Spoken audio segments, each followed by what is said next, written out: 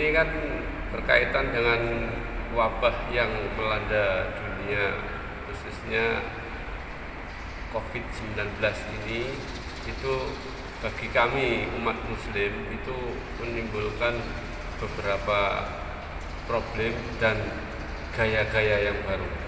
Ini saya mau tanya, bagaimana berkaitan dengan sholat berjamaah di masjid?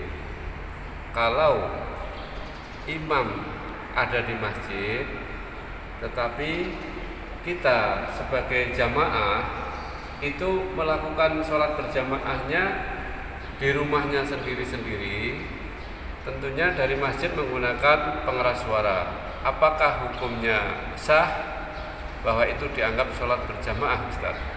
Memang saat ini sebagian masjid-masjid itu ada yang tidak pakai Jumatan. Nah, ini ada pertanyaan, bagaimana kalau di masjid kita itu ada imam yang pakai pengeras, lalu makmum ada di rumah, gitu Pak Udi ya? Betul. Nah, begini, keabsahan jamaah, keabsahan sholat jamaah itu diantaranya imam dan makmum dalam satu lokasi. Contoh, imamnya di paimaman, makmumnya di belakangnya. Lalu bagaimana kalau ada masjid itu lantai 2, lantai 3, imamnya di bawah, makmumnya di lantai 2, lantai 3? Maka mayoritas ulama memfatwakan bisa sah bila makmum yang ada di lantai 2 atau lantai 3 itu bisa berjalan ke imam dengan jalan yang umum atau normal. Contoh, ada ruangan di belakang atau ruangan di samping, itu ada pintunya. Nah, ini ulama berselisih, apakah pintunya ini ditutup atau dibuka supaya makmum yang ada di samping itu bisa sah sholat jamaahnya. Mayoritas ulama itu pintunya harus dibuka. Sebagian ulama boleh tidak dibuka asal tidak dipaku. Artinya dipaku itu dikunci yang tidak bisa dibuka lagi. Nah, ini juga tidak boleh. Di situ ada jendela yang bisa dimasuki, tapi tidak ada pintu. Ini orang mau masuk atau mau ke imam, ini berjalan tidak sesuai dengan norma atau kebiasaan. Jadi orang itu tidak ada keluar masuk lewat jendela, maka dihukumi tidak sah. Kalau ada pintunya, jadi sah.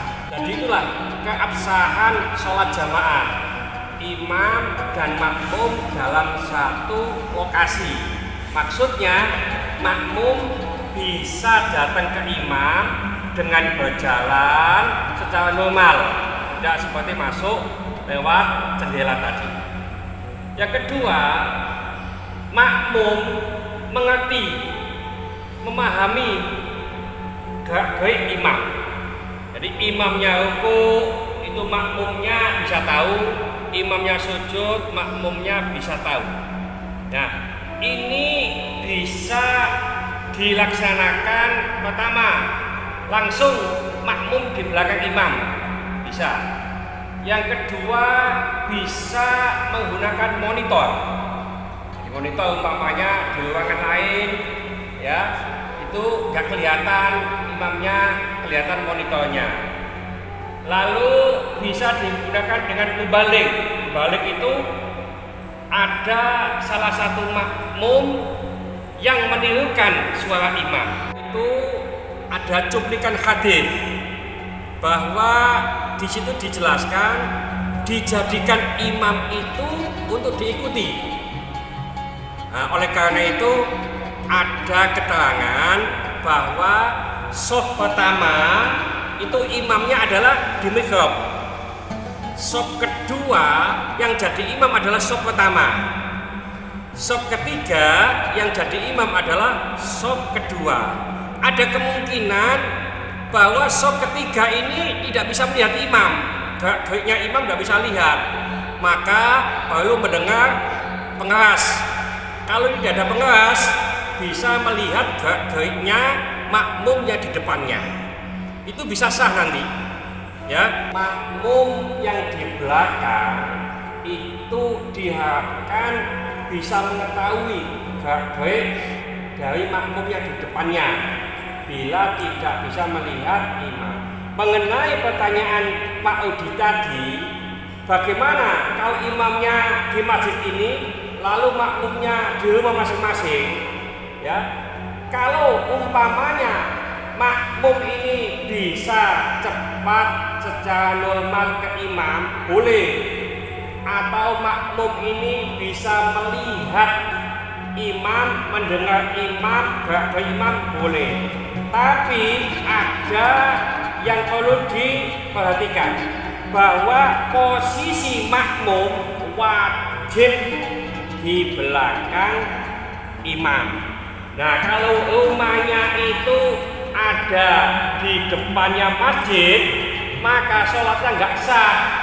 Oleh karena itu, kalau umpamanya pandemi COVID-19 ini masih berlalu, yang ke masjid monggo dengan aturan yang ada, lalu yang di rumah umpamanya bisa sholat jamaah di rumah masing-masing. Jadi gitu Pak Udi, Bapak-bapak yang lain, sebaiknya kalau ke masjid monggo, di rumah juga monggo. Paham nggih?